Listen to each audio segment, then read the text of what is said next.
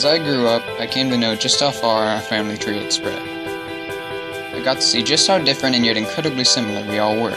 Throughout the years, as the holidays had begun to roll around, each one of us were able to gather and make total fools of ourselves. We only really got to see all of us when we were sitting down, and see the individual faces when we had a birthday or had a holiday.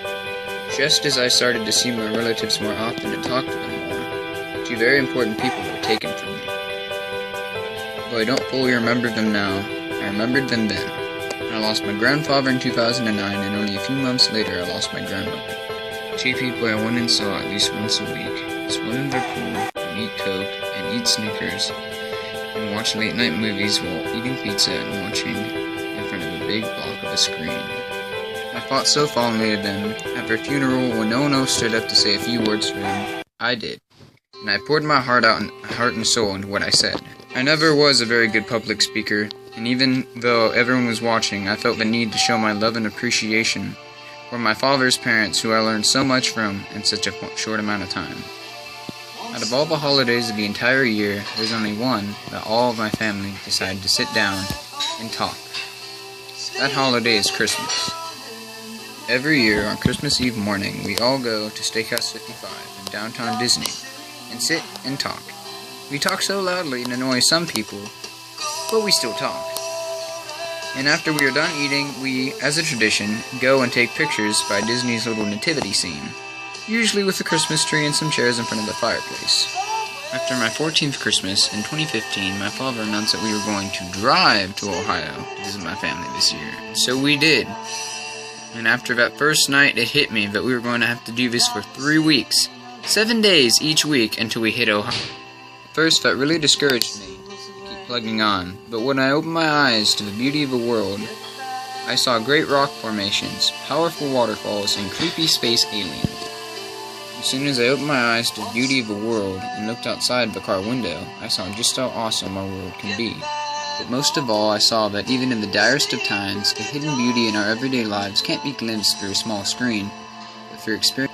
After that, we plugged along into Yellowstone National Park, and we saw awesome rock formations, and we saw super cool waterfalls. And one day while we were in Yellowstone, after we'd driven a long 4 hours trying to find a good picnic area, we stumbled along this area in the twilight. The sun peeking over the mountains made me feel as though I were glimpsing heaven.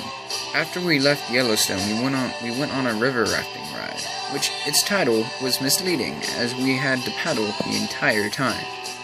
After this, we saw a great national landmark, one that has been put into big movies like Steven Spielberg's Close Encounters. We saw Devil's Tower, and we found there is no secret alien base behind the back of it, but it is super huge and incredibly hard to climb. Shortly after that, we got to go see Graceland, the original home of Elvis Presley. He had a jungle room and a room specifically dedicated to TV, and huge long hallways full of his achievements and movies. I even got to see the King's old acoustic guitar, which is really cool for me because I really like music. And the coolest part of our trip was being able to see Mount Rushmore. We were able to get right up close to the mountain and look right up to their faces. It was really cool. The longer I stayed there at Mount Rushmore, the more I felt the pull of history. The great faces themselves are so masterfully carved, and all by hand, and demolitions. I found it truly cool to be standing next to one of the greatest national landmarks in history. We also got to go see where JFK was shot, and learn about what happened leading up to it, and how the real murderer did it. I finally learned how JFK was really shot by that sniper. After we finally made it to Ohio, we got to do all of the things we so desperately planned to do in the back of our very stuffed van. But the first thing we went and did when we got into Ohio was get free Chick-fil-A food. Large shakes, fries, burgers, all of it for free. But of course, there was a price. We had to dress up as a bunch of cows, and we rocked it. We also went on hikes together, and very long drives were always the best, crammed together like a bunch of sardines. It was truly the great.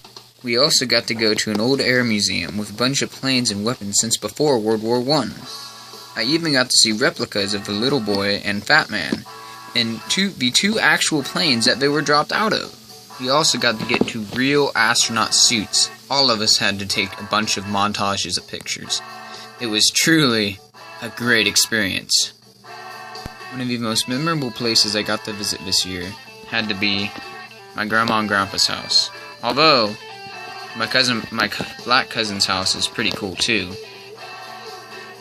I really like my grandma and grandpa's house. There's a lot of memories.